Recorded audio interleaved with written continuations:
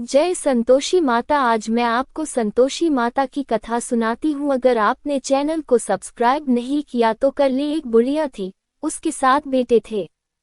6 कमाने वाले थे जबकि एक निकम्मा था। बुढ़िया 6 बेटों की रसोई बनाती, भोजन कराती और उनसे जो कुछ जूठन बचती वह 7वें को दे देती। एक दिन वह पत्नी से बोला, देखो मेरी माँ को मुझ पर कितना प्रेम है। वह बोली, क्यों नहीं, सबका झूठा जो तुमको खिलाती है। वह बोला, ऐसा नहीं हो सकता है, मैं जब तक आंखों से न देख लूं मान नहीं सकता। बहू हंसकर बोली, देख लोगे तब तो मानोगे। कुछ दिन बाद त्योहार आया। घर में 7 प्रकार के भोजन और चूरमे के लड्डू बने। वह जांचने को सिर दुखने का बहाना कर पतला वस्त्र सिर पर ओढ़े रसोई घर में सो गया। वह कपड़े में से सब देखता रहा। 6 भाई भोजन करने आए। उसने देखा, माँ ने उनके लिए सुंदर आसन बिछा नाना प्रकार की रसोई परोसी और आग्रह करके उन्हें जमाया। वह देखता रहा। 6 भोजन करके उठे तब माँ ने उनकी झूठी थालियों में से लड्डुओं के टुकड़े उठाकर एक लड्डू बनाया। जूठन साफ कर बुढ़िया माँ ने उसे पुकारा, बेटा 6 भाई भोजन कर गए, अब तू ही बाकी है, उठ तू कब खाएगा। वह कहने लगा, माँ मुझे भोजन नहीं करना, मैं अब परदेश जा रहा हूँ। माँ ने कहा, कल जाता हो तो आज चला जा। वह बोला, हाँ आज ही जा रहा हूँ। ये कहकर वह घर से निकल गया। 7वें बेटे का परदेश जाना। चलते समय पत्नी की याद आ गई। वह गौशाला में कंडे उपले थाप रही थी। वहां जाकर बोला, हम जावे परदेश आवेंगे कुछ काल, तुम रहियो संतोष से धर्म आपनो पाल। वह बोली, जाओ पिया आनंद से हमारो सोच हटाया, राम भरोसे हम रहे ईश्वर तुम्हें सहाय। 2 निशानी आपन देख धरू में धीर, सुधी मति हमारी बिसारियो रखियो मन गंभीर। वह बोला, मेरे पास तो कुछ नहीं, यह अंगूठी है सो ले और अपनी कुछ निशानी मुझे दे। वह बोली, मेरे पास क्या है, ये गोबर भरा हाथ है। ये कहकर उसकी पीठ पर गोबर के हाथ की थाप मार दी। वह चल दिया। चलते चलते दूर देश पहुंचा। परदेश में नौकरी। वहां एक साहूकार की दुकान थी। वहां जाकर कहने लगा, भाई मुझे नौकरी पर रख लो। साहूकार को जरूरत थी, बोला रह जा। लड़के ने पूछा, तनख्वाह क्या दोगे। साहूकार ने कहा, काम देखकर दाम मिलेंगे। साहूकार की नौकरी मिली। वह सुबह 7 बजे से 10 बजे तक नौकरी बजाने लगा। कुछ दिनों में दुकान का सारा लेन देन, हिसाब किताब, ग्राहकों को माल बेचना सारा काम करने लगा। साहूकार के 7-8 नौकर थे, वे सब चक्कर खाने लगे, ये तो बहुत होशियार बन गया। सेठ ने भी काम देखा और 3 महीने में ही उसे आधे मुनाफे का हिस्सेदार बना लिया। वह कुछ वर्ष में ही नामी सेठ बन गया और मालिक सारा कारोबार उस पर छोड़कर चला गया। पति की अनुपस्थिति में सास का अत्याचार। इधर उसकी पत्नी को सास ससुर दुख देने लगे, सारी गृहस्थी का काम करा के उसे लकड़ी लेने जंगल में भेजते। इस बीच घर के आटे से जो भूसी निकलती उसकी रोटी बनाकर रख दी जाती और फूटे नारियल की नारेली में पानी। एक दिन वह लकड़ी लेने जा रही थी। रास्ते में बहुत सी स्त्रियां संतोषी माता का व्रत करती दिखाई दी। संतोषी माता का व्रत। वह वहां खड़ी होकर कथा सुनने लगी और पूछा, बहनों तुम किस देवता का व्रत करती हो और उसके करने से क्या फल मिलता है। यदि तुम इस व्रत का विधान मुझे समझा कर कहोगे तो मैं तुम्हारा बड़ा एहसान मानूंगी। तब उनमें से एक स्त्री बोली, सुनो, ये संतोषी माता का व्रत है। इसके करने से निर्धनता, दरिद्रता का नाश होता है और जो कुछ मन में कामना हो सब संतोषी माता की कृपा से पूरी होती है। तब उसने उससे व्रत की विधि पूछी। संतोषी माता व्रत विधि। वह भक्तिनी स्त्री बोली, 1.25 आने का गुड़ चना लेना, इच्छा हो तो 5.25 आने का लेना या 1.25 रुपए का भी सहूलियत के अनुसार लाना। बिना परेशानी और श्रद्धा व प्रेम से जितना भी बन पड़े सवाया लेना। प्रत्येक शुक्रवार को निराहार रहकर कथा सुनना, इसके बीच क्रम टूटे नहीं, लगातार नियम पालन करना। सुनने वाला कोई न मिले तो घी का दीपक जला उसके आगे या जल के पात्र को सामने रखकर कथा कहना। जब कार्य सिद्ध न हो नियम का पालन करना और कार्य सिद्ध हो जाने पर व्रत का उद्यापन करना। 3 मास में माता फल पूरा करती है। यदि किसी के ग्रह खोटे भी हों तो भी माता वर्ष भर में कार्य सिद्ध करती है। फल सिद्ध होने पर उद्यापन करना चाहिए, बीच में नहीं। उद्यापन में 2.5 सेर आटे का खाजा तथा इसी परिमाण से खीर तथा चने का साग करना। 8 लड़कों को भोजन कराना। जहाँ तक मिले देवर जेठ भाई बंधु के हों, न मिले तो रिश्तेदारों और पास पड़ोसियों को बुलाना। उन्हें भोजन करा यथाशक्ति दक्षिणा दे माता का नियम पूरा करना। उस दिन घर में खटाई न खाना। ये सुन बुढ़िया के लड़के की बहू व्रत का प्रण करना और माँ संतोषी का दर्शन देना। रास्ते में लकड़ी के बोझ को बेच दिया और उन पैसों से गुड़ चना ले माता के व्रत की तैयारी कर आगे चली और सामने मंदिर देखकर पूछने लगी, यह मंदिर किसका है? सब कहने लगे, संतोषी माता का मंदिर है। ये सुनकर माता के मंदिर में जाकर चरणों में लौटने लगी। दीन हो विनती करने लगी, माँ मैं निपट अज्ञानी हूँ, व्रत के कुछ भी नियम नहीं जानती, मैं दुखी हूँ।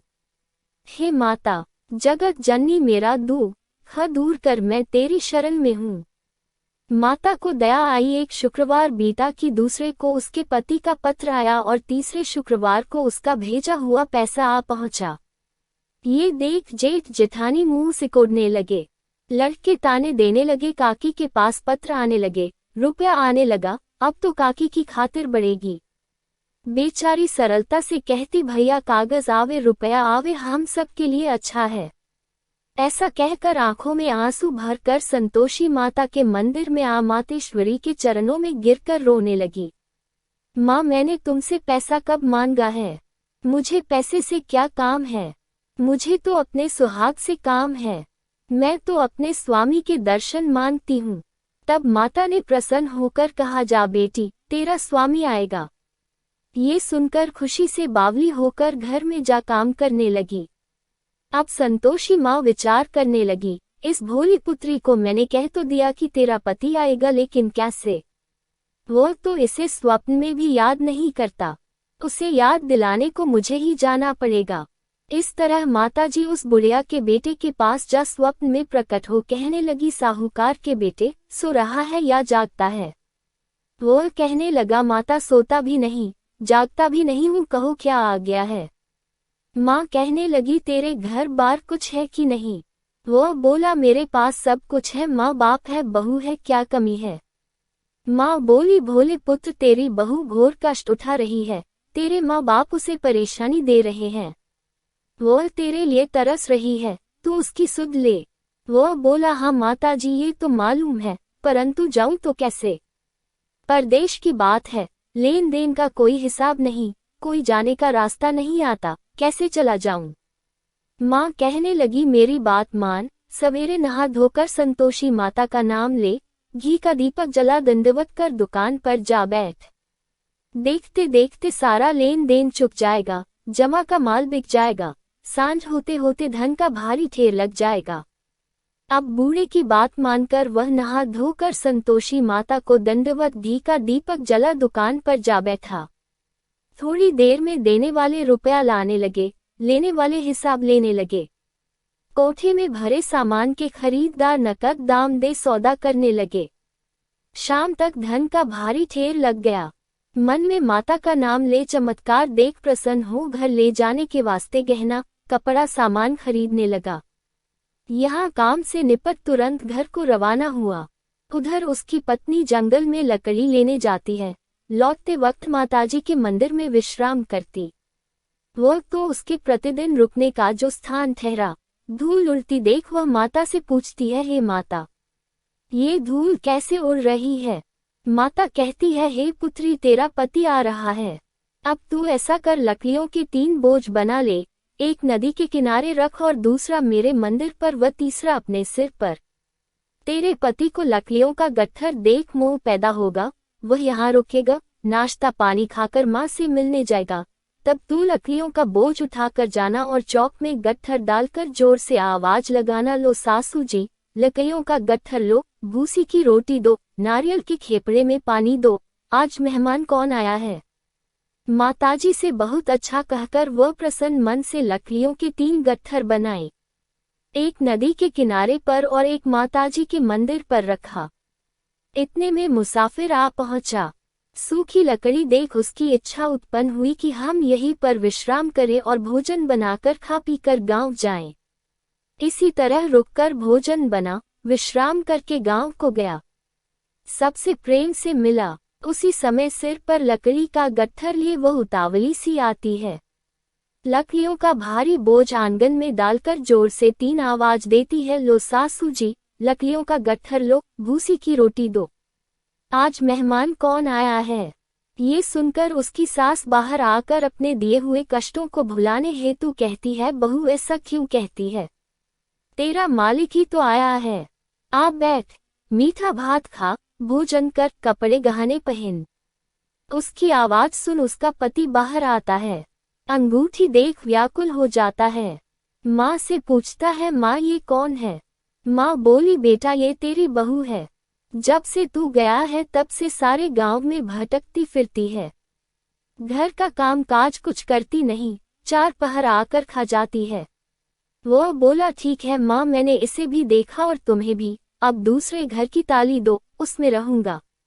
माँ बोली, ठीक है, जैसी तेरी मर्जी। तब वह दूसरे मकान की तीसरी मंजिल का कमरा खोल सारा सामान जमाया। एक दिन में राजा के महल जैसा ठाट बाट बन गया। अब क्या था, बहू सुख भोगने लगी। इतने में शुक्रवार आया। शुक्रवार व्रत के उद्यापन में हुई भूल, किया खटाई का इस्तेमाल। उसने पति से कहा, मुझे संतोषी माता के व्रत का उद्यापन करना है। पति बोला, खुशी से कर लो। वह उद्यापन की तैयारी करने लगी। जेठानी के लड़कों को भोजन के लिए कहने गई। उन्होंने मंजूर किया, परंतु पीछे से जेठानी ने अपने बच्चों को सिखाया, देखो, भोजन के समय खटाई मांगना, जिससे उसका उद्यापन पूरा न हो। लड़के जीवने आए खीर खाना पेट भर खाया, परंतु बाद में खाते ही कहने लगे, हमें खटाई दो, खीर खाना हमको नहीं भाता, देखकर अरुचि होती है। वो कहने लगी, भाई खटाई किसी को नहीं दी जाएगी, ये तो संतोषी माता का प्रसाद है। लड़के उठ खड़े हुए, बोले, पैसा लाओ। भोली बहू कुछ जानती नहीं थी, उन्हें पैसे दे दिए। लड़के उसी समय हट करके इमली खटाई ले खाने लगे। ये देखकर बहू पर माताजी ने कोप किया। राजा के दूत उसके पति को पकड़ कर ले गए। जेठ जेठानी मनमाने वचन कहने लगे, लूट लूट कर धन इकट्ठा कर लाया है, अब सब मालूम पड़ जाएगा जब जेल की मार खाएगा। बहू से यह सहन नहीं हुए। माँ संतोषी से मांगी माफी। रोती हुई माताजी के मंदिर गई, कहने लगी, हे माता, तुमने क्या किया? हंसाकर अब भक्तों को रुलाने लगी। माता बोली, बेटी तूने उद्यापन करके मेरा व्रत भंग किया है। वो कहने लगी, माता मैंने कुछ अपराध किया है, मैंने तो भूल से लड़कों को पैसे दे दिए थे, मुझे क्षमा करो, मैं फिर तुम्हारा उद्यापन करूंगी। माँ बोली, अब भूल मत करना। वो कहती है, अब भूल नहीं होगी, अब बतलाओ वे कैसे आवेंगे। माँ बोली, जा पुत्री, तेरा पति तुझे रास्ते में आता मिलेगा। वह निकली, राह में पति आता मिला। वह पूछी, कहाँ गए थे? वह कहने लगा, इतना धन जो कमाया है उसका टैक्स राजा ने मांगा था, वह भरने गया था। वह प्रसन्न हो बोली, भला हुआ, अब घर को चलो। कुछ दिन बाद फिर शुक्रवार आया। फिर किया व्रत का उद्यापन। वह बोली, मुझे फिर माता का उद्यापन करना है। पति ने कहा, करो। बहू फिर जेठ के लड़कों को भोजन को कहने गई। जेठानी ने 1-2 बातें सुनाई और सब लड़कों को सिखाने लगी। तुम सब लोग पहले ही खटाई मांगना। लड़के भोजन से पहले कहने लगे, हमें खीर नहीं खानी, हमारा जी बिगड़ता है, कुछ खटाई खाने को दो। वह बोली, खटाई किसी को नहीं मिलेगी, आना हो तो आओ। वह ब्राह्मण के लड़के लाकर भोजन कराने लगी। यथाशक्ति दक्षिणा की जगह 1-1 फल उन्हें दिया। संतोषी माता प्रसन्न हुई। संतोषी माता का फल, माता की कृपा होते ही 9वें मास में उसके चंद्रमा के समान सुंदर पुत्र प्राप्त हुआ। पुत्र को पाकर प्रतिदिन माता जी के मंदिर को जाने लगी। माँ ने सोचा, ये रोज आती है, आज क्यों न इसके घर चलूं। यह विचार कर माता ने भयानक रूप बनाया। गुड़ चने से सना मुख, ऊपर सूंड के समान होठ, उस पर मक्खियां भिन भिन कर रही थी। देहली पर पैर रखते ही उसकी सास चिल्लाई, देखो रे, कोई चुड़ैल डाकिन चली आ रही है, लड़कों इसे भगाओ, नहीं तो किसी को खा जाएगी। लड़के भगाने लगे, चिल्लाकर खिड़की बंद करने लगे। बहू रोशनदान में से देख रही थी, प्रसन्नता से पगली बन चिल्लाने लगी, आज मेरी माताजी मेरे घर आई है। वह बच्चे को दूध पीने से हटाती है। इतने में सास का क्रोध फट पड़ा। वह बोली, क्या उतावली हुई है? बच्चे को पटक दिया। इतने में माँ के प्रताप से लड़के ही लड़के नजर आने लगे। वह बोली, माँ मैं जिसका व्रत करती हूँ ये संतोषी माता है। सबने माताजी के चरण पकड़ लिए और विनती कर कहने लगे, हे माता, हम मूर्ख हैं, अज्ञानी हैं, तुम्हारे व्रत की विधि हम नहीं जानते, व्रत भंग कर हमने बड़ा अपराध किया है, जग माता आप हमारा अपराध क्षमा करो। इस प्रकार माता प्रसन्न हुई। बहू को प्रसन्न हो जैसा फल दिया वैसा माता सबको दे, जो पड़े उसका मनोरथ पूर्ण हो। बोलो संतोषी माता की जय। वीडियो को लाइक करें, सब्सक्राइब करें और कमेंट करना ना भूलें।